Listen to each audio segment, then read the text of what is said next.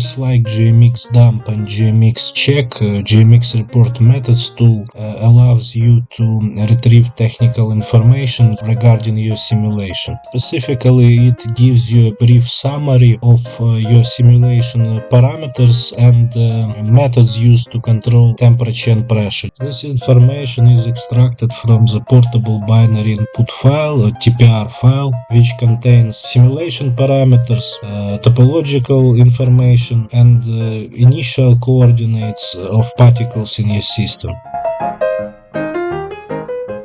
The GROMACS report methods tool only requires you to provide your TPR file, and optionally you can specify passes to output files. By default it outputs data into a console, but it can also output it as a plain text or as a LaTeX file. The GROMACS report methods tool outputs general information about your system and simulation.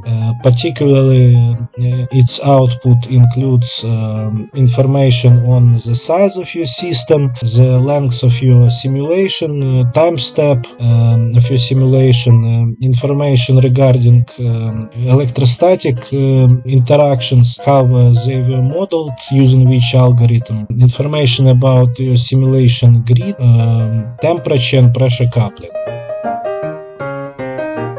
The plain text output file without extension is basically what we have already seen in our console. The second file with text extension is basically the same output but formatted according to LaTeX rules. However, this file itself is not a valid LaTeX document, as it is missing certain text at the beginning and at the end of the file, so you need to add these missing parts if you want to work with it as with a LaTeX document. For example, you can convert such LaTeX code into PDF file using pdflatex tool. On Ubuntu, this tool is shipped as a part of LaTeX base package, and you can install it as it is demonstrated on the screen. And here is how you convert a text file into a PDF file using pdflatex tool.